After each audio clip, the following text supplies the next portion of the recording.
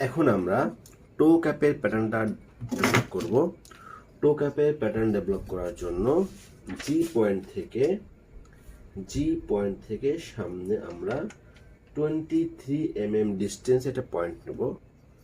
জি point থেকে 23 mm একটা point নেব। এই পয়েন্টটাকে আমরা বলতেছি কিউ পয়েন্ট। কেন আমরা 23 নিচ্ছি? 23 নেওয়ার উদ্দেশ্য হচ্ছে, যেহেতু এটা হচ্ছে ফ্লেক্সিং জোন, অর্থাৎ যখন পায়ে হাঁটবে পায়ের যে ফিঙ্গারগুলো আছে এগুলো ফ্লেক্স করবে।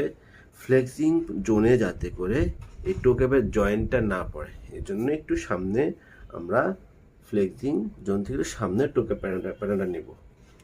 এখন এই প্যাটার্নে এখান থেকে আমরা একটা লাইন এখানে ড্রয়িং করব। ওকে, তাহলে এটা হয়ে গেল কি, সামনের এতটুকু হয়ে গেল টো ক্যাপ প্যাটার্ন, এবং পেছনের যে প্রতিটুকু পার্ট আছে সেটা হয়ে গেল ভ্যাম্প প্যাটার্ন। আমরা এটাকে ফুল ভ্যাম্পও রাখতে পারি। ফুল ভ্যাম্প রাখলে এখানে এই ডিজাইনটা থাকবে না।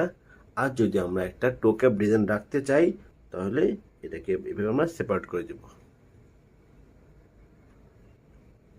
তো এখানে টো ক্যাপের প্যাটার্নটা ড্রয়িং করলাম এবং এখানে একটা পয়েন্ট নিলাম যেটা হচ্ছে আর পয়েন্ট। এখন আরেকটা কাজ করব, সেটা হচ্ছে ব্যাক কার্ভ বা back part modification. Back part মডিফিকেশনটা এখানে যে কাজ করব, এইচ পয়েন্ট থেকে 1 mm ভিতরে এবং সি পয়েন্ট থেকে 2 mm ভেতরে, আর এইচ এবং সি এটার যে মিডিল পয়েন্ট আছে এই মিডিল পয়েন্ট থেকে এখানে 0 করে একটা কি করব, একটা কার্ভ লাইন ড্রয়িং করব।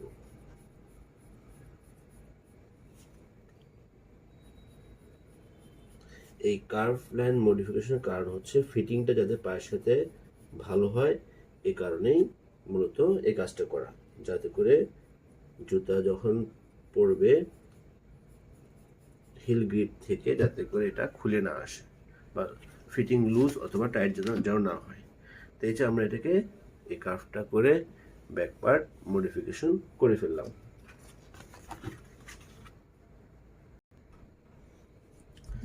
এখন আমার মেইন ফর্ম যে প্যাটার্নটা ছিল, এখান থেকে যে ইনসাইড লাইন আছে সেই ইনসাইড লাইনটাকে এখানে ড্রয়িং করে নিলাম।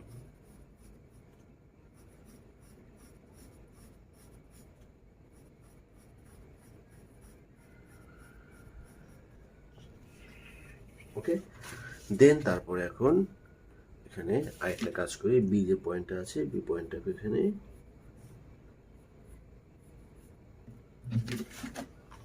যোগ করে নিলাম। এখন লাস্টিং অ্যালাউন্স অ্যাড করব। লাস্টিং অ্যালাউন্স কীভাবে অ্যাড করব, সি পয়েন্ট থেকে 18 mm,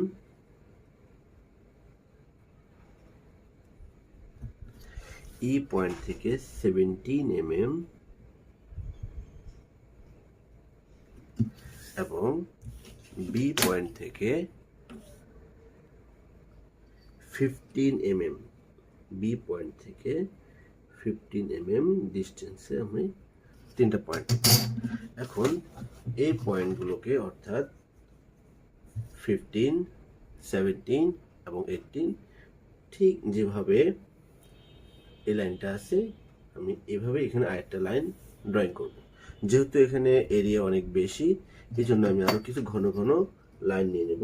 যেমন এটা ছিল 15 mm, আমি এখানে 15 mm এর আরেকটা পয়েন্ট নেব এবং এখানে 15 mm এর কিছু ঘন ঘন পয়েন্ট নিয়ে নেব এবং এখানে হচ্ছে 16 mm, যেহেতু এটা হচ্ছে 17 mm, লিখে দেই এটা হচ্ছে 18 mm, এটা হচ্ছে 15 mm। এই জন্য এখানে 16, 17,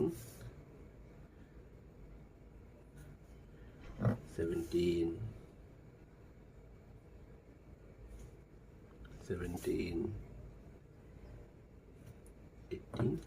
কিছু পয়েন্ট নিয়ে নিলাম এবং পয়েন্ট নেওয়ার পরে মেইন ফর্ম প্যাটার্নটা দিয়ে আমি এই পয়েন্ট যেগুলো এক্সট্রা পয়েন্ট নিয়েছি ওই পয়েন্টগুলোকে যোগ করে দেবো। এটা হচ্ছে সহজে কাজ করার জন্য, অথবা আমি চাইলে নর্মাল ফ্রি হ্যান্ড ড্রয়িং করতে পারি। তবে খেয়াল রাখতে হবে কার্ভ যাতে অবশ্যই সমান থাকে এবং মেইন ফর্মের যে কার্ভ দেওয়া আছে ওই কার্ভের সাথে যাতে মেজারমেন্টগুলো যেন ঠিক থাকে, এই দিকটাতে বিশেষভাবে খেয়াল রাখতে হবে।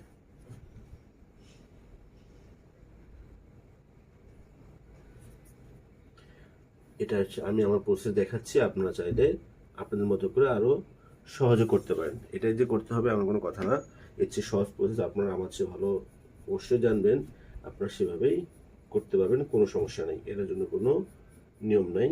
বাট কথা খেয়াল রাখতে হবে যাতে যেন অ্যালাউন্সগুলো ঠিক থাকে।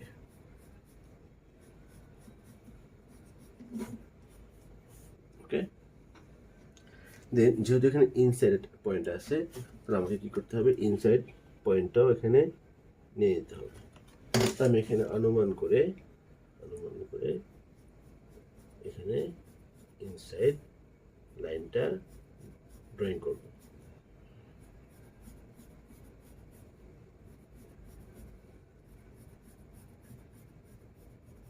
ওকে, লাস্টিং অ্যালাউন্স অ্যাড করা হয়ে গেল। এখন এখানে যে এক্সট্রা লাইনটা আছে সেই এক্সট্রা লাইনটাও এখানে ড্রয়িং করে নেব, যেমন হচ্ছে কাউন্টার পার্ট এবং কোয়ার্টার পার্টের যে